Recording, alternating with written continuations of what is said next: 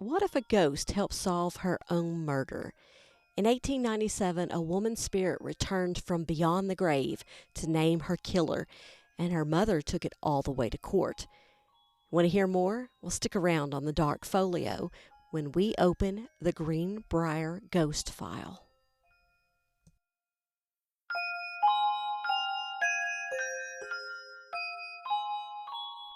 Hey there, I'm May, and welcome to the Dark Folio. Think of this as your creepy little coffee break. We're talking folklore, hauntings, true crime, all the delicious dark stories that make you lean in and listen a little closer. 15 to 20 minutes of the strange, the unexplained, and the absolutely fascinating. So grab your favorite mug, get comfortable, and let's dive in the darkness together. You know, I've read and studied a lot of ghost stories over the years, but today's tale, well, this one literally made legal history. We're talking about the only documented case in American history where ghost testimony helped convict a murderer. Picture this, it's 1897, deep in the mountains of West Virginia in a little community called Sam Black Church in Greenbrier County. And what happened there would challenge everything people thought they knew about justice, truth, and what lies beyond death. This is the story of Zona Hester-Shue, better known as the Greenbrier Ghost. Now, before we dive into the supernatural side of things, let's talk about Zona herself. She was only 23 years old, a young woman trying to make her way into the world. In October of 1896, she married a man named Erasmus Trout Shue. Yeah, that's quite the name, isn't it? Erasmus was a drifter, a blacksmith who'd blown into town with charm and a mysterious past. What Zona didn't know, what nobody in Sam Black Church knew, was that Erasmus had a shady past. Well, he'd been married twice before.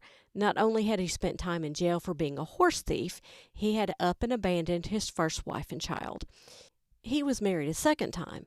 And less than a year after being married, this wife died when he admitted that he accidentally dropped a brick on her head when he was making home repairs. Accidentally dropped a brick on her head. Yeah, you heard that right. But small towns in the 1890s didn't have the communication networks we have today.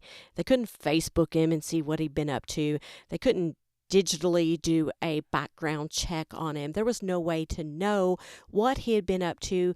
Zona had no way of knowing all of these red flags. She was in love, mom didn't like him, so they eloped. For a few months, things seemed normal enough. Zona and Erasmus lived in a small house. He worked as the local blacksmith, but neighbors would later recall that Erasmus had a temper, a violent temper. And then came January 23rd, 1897. Erasmus sent a young local boy to the house to ask Zona what she needed from the market. When the boy arrived, he found Zona at the bottom of the stairs, lifeless. Now, here's where the story takes its first strange turn. When the doctor arrived, a man named Dr. George W. Knapp, Erasmus was already there, cradling Zona's body.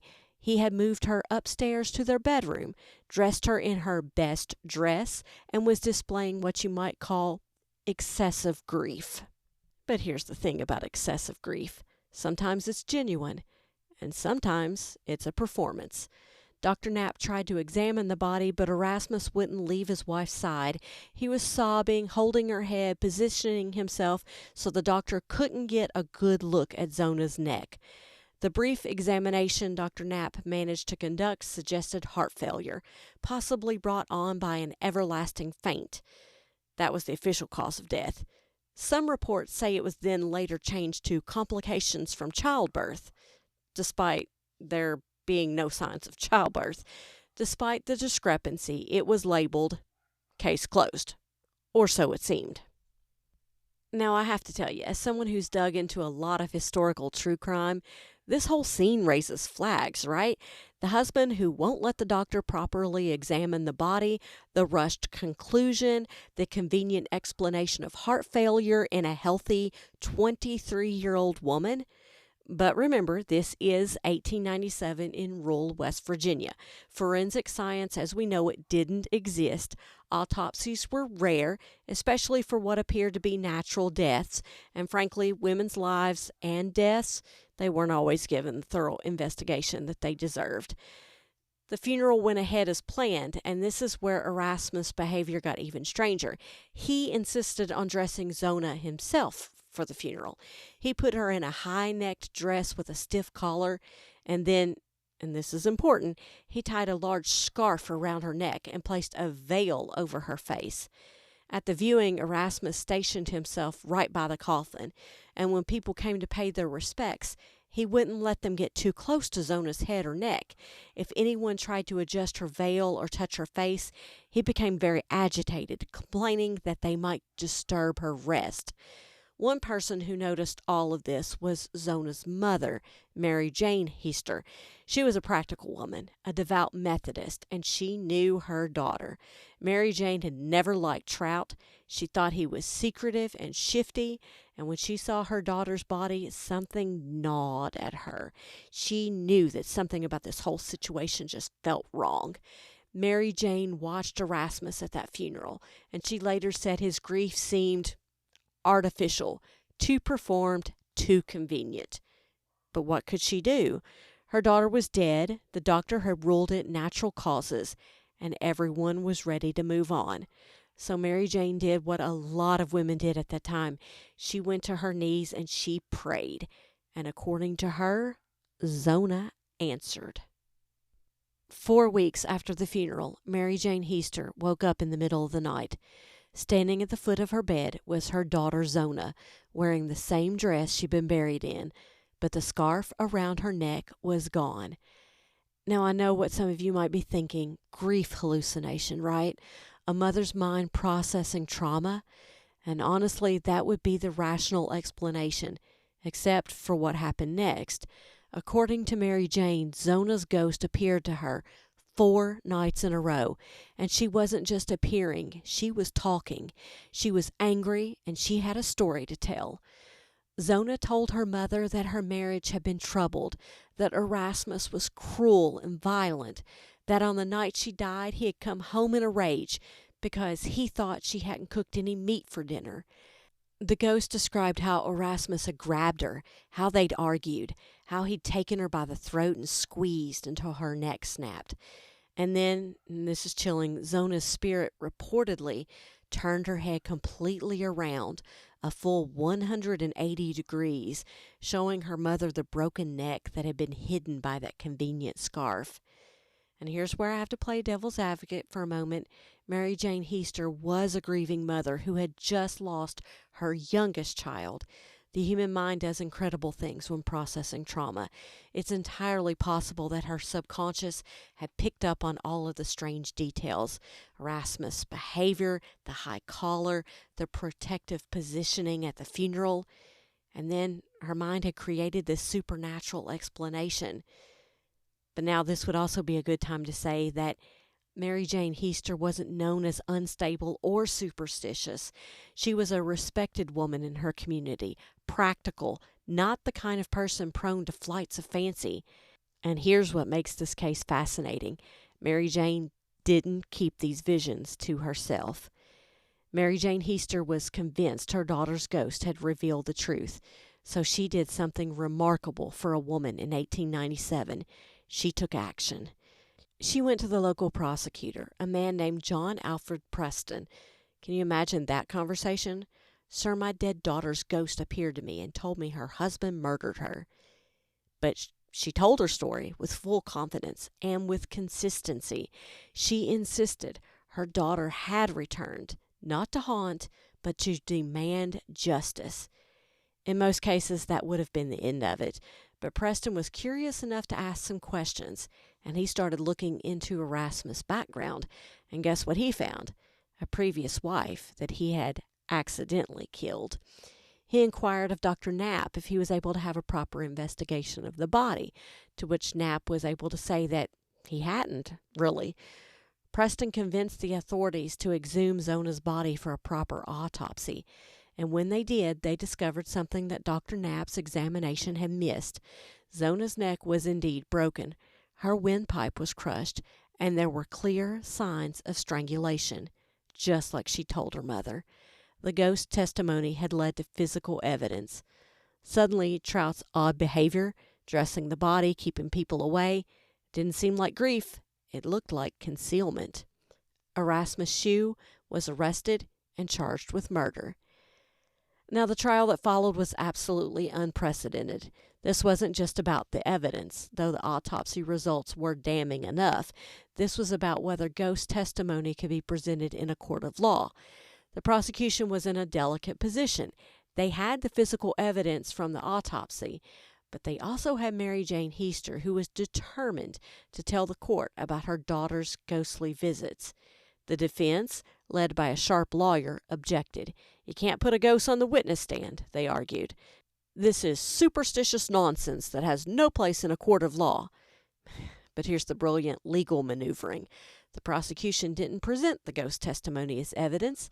Instead, they put Mary Jane on the stand and let her testify about why she had pushed for the exhumation in the first place. So Mary Jane took the stand, and in front of a packed courtroom, she told them about her daughter's ghostly visits. She described the conversations, the broken neck, the rage in her daughter's spirit. The defense tried to discredit her, suggesting she was mentally unstable, that grief had driven her to delusion. The judge warned the jury to disregard the ghostly claims. But come on, this was everywhere. The courtroom was packed. Newspapers ran headlines about the ghost witness. People traveled from other counties to hear the tale. And you know what they couldn't explain away? The autopsy results. Whether you believed in the ghost or not, Zona Heaster Shue had been murdered. Her neck had been broken by human hands. It is said that the jury deliberated for just over an hour. They found Erasmus Shue guilty of first-degree murder. 10 of the 12 jurors voted for the death penalty, but West Virginia law at the time required an unanimous decision for capital punishment, so Erasmus was sentenced to life in prison. He served only 3 years before dying in prison in 1900. Some say it was from a mysterious illness. Others say it was Zona's spirit finally getting her justice. You know what fascinates me about this case isn't just the supernatural element. It's what it says about justice and belief. Whether you think Mary Jane Heaster really saw her daughter's ghost, or whether her intuition and grief led her to push for the truth, the result was the same. A murderer was caught. Sometimes I wonder if the ghost testimony was really just a grieving mother's subconscious mind, putting together all the clues everyone else had missed or ignored. The strange behavior at the funeral, the positioned body, just her overall dislike and distrust of the man that her daughter had married. Maybe what people called supernatural was really just superior observation and a mother's refusal to accept a convenient lie. But then again, how do you explain these specific details? The broken neck that wasn't discovered until the autopsy, the description of the murder method that proved accurate. Here's what we know for certain. To this day, the state of West Virginia versus Erasmus Shue is the only case in American legal history where ghost testimony played a role in a murder conviction. There's actually a state historical marker near Sam Black Church that reads as such: only known case in which testimony from a ghost helped convict a murderer.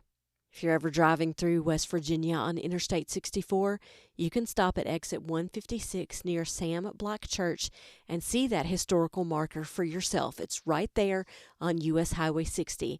And if you're feeling particularly brave, you can visit Zona's grave at the Soul Chapel Church Cemetery. Her tombstone actually identifies her as the Greenbrier Ghost. The area has embraced its supernatural history. You can visit the Greenbrier Historical Society Museum in Lewisburg, West Virginia. They have records and displays about the case. Local ghost tours include the story, and you'll find it featured in books about West Virginia folklore and American ghost stories. There's something beautifully fitting about a place that honors both its history and its mysteries. The case has inspired several books and documentaries over the years, and it's been featured in shows like Unsolved Mysteries and various paranormal investigation programs. Several stage adaptations and even an opera have been made as well. What I love is that it bridges the gap between historical true crime and supernatural folklore, and it gives us both the factual elements and the delicious mystery. The Greenbrier Ghost raises those questions I love most. What do we do when the impossible provides answers that the logical world missed? When does intuition become investigation? And maybe most importantly, when someone is crying out for justice, does it matter whether that voice comes from the living or the dead? Zona Hiestershoe was a young woman whose voice was silenced by violence, but somehow, whether through supernatural intervention or a mother's relentless pursuit of truth, that voice was heard. Her story was told, and justice was served. Maybe that's the real haunting here, not the ghost story, but the reminder that some truths refuse to stay buried, no matter how deeply we try to hide them.